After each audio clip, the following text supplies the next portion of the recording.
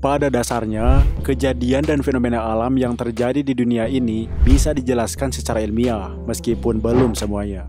Namun, sejak dulu masih banyak kesalahpahaman akan anggapan orang terhadap fenomena alam. Nah, penilaian tersebut yang akhirnya menciptakan mitos dan berkembang hingga kini. Kabar baiknya, beberapa dari mitos-mitos tersebut sudah bisa dijelaskan oleh sains. Seperti apa penjelasannya? Inilah beberapa mitos tentang alam yang akhirnya bisa dijelaskan secara ilmiah.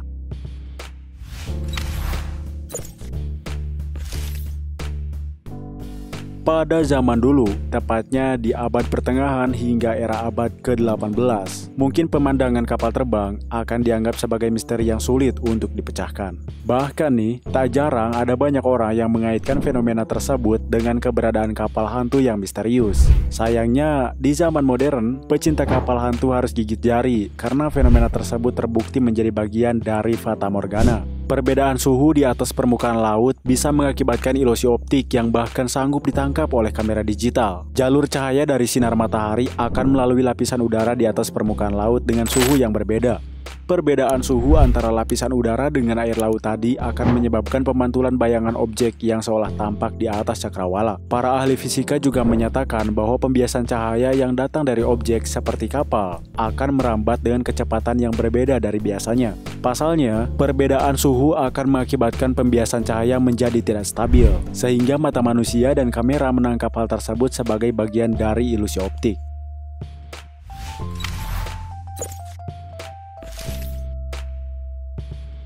Radiasi dari badan matahari tentu saja sangat berbahaya. Akan tetapi, bumi dapat melindungi semua makhluk hidup di dalamnya dari paparan radiasi tersebut. So, jangan terlalu berpikir ekstrim seperti ide yang ditunjukkan dalam film-film Hollywood, di mana badai matahari akan mengakibatkan kiamat. Well, faktanya tidak semudah itu badai matahari dapat merusak bumi dan isinya. Sejak zaman purba hingga kini, ada banyak badai matahari yang sampai ke bumi. Namun untungnya, planet kita punya perlindungan ekstra untuk menangkalnya. Menurut NASA, medan magnet bumi telah menjadi perisai khusus yang melindungi bumi dari amukan badai matahari. Itulah sebabnya muncul aurora sebagai tabrakan antara medan magnet bumi dengan radiasi badai matahari yang umumnya terjadi di wilayah kutub. Meskipun demikian, dampak radiasi dari badai matahari memang cukup dirasakan bagi perangkat elektronik seperti GPS, pemancar radio, dan lain sebagainya. Nah, ternyata bumi juga bisa melindungi dirinya sendiri dari badai matahari dengan cara yang indah. Keren juga ya, patut disyukuri.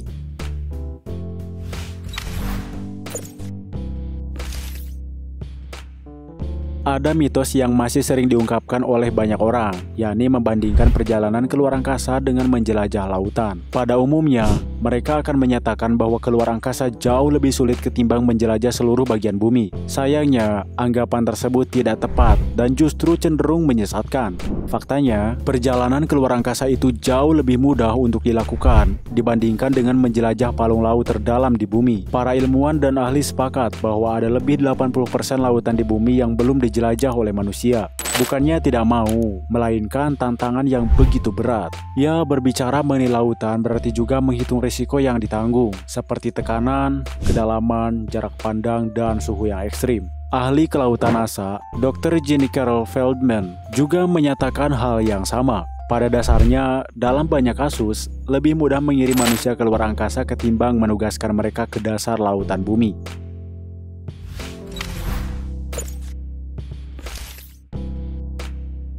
Wilayah tropis adalah deretan zona yang membentang di sepanjang garis khatulistiwa. Tentu saja iklim yang ada di wilayah ini cenderung hangat dengan curah hujan tinggi di waktu-waktu tertentu. Sebaliknya, daerah yang ada di sisi kutub utara dan selatan bumi adalah wilayah yang cukup dingin dan biasanya memiliki banyak musim. Ciri khas wilayah tersebut adalah turunnya salju di musim dingin. Sebuah mitos mengatakan bahwa salju tidak akan turun di negara tropis. Benarkah itu? Jawabannya bisa saja benar dan juga bisa saja salah. Faktanya, salju bisa turun di wilayah tropis. Pegunungan Jayawijaya di Indonesia adalah salah satu wilayah yang memiliki curah salju cukup tinggi, bahkan abadi. Vietnam juga sering dalam kondisi bersalju, khususnya di wilayah Monsun. Maroko dan India juga tak mau kalah dengan keunikannya, karena sebagian wilayahnya juga selalu bersalju. Lalu, negara mana yang sama sekali tidak pernah dituruni salju? Negara Vanuatu, Fiji, dan Tuvalu adalah deretan wilayah yang sama sekali tidak pernah tersentuh oleh salju sejak zaman dulu. Wow! Nah, bagaimana pembahasan sains kita kali ini? Cukup menambah wawasan bukan? So, mitos-mitos alam apa lagi yang sudah bisa dijelaskan oleh ilmu pengetahuan? Tulis jawabanmu di kolom komentar ya.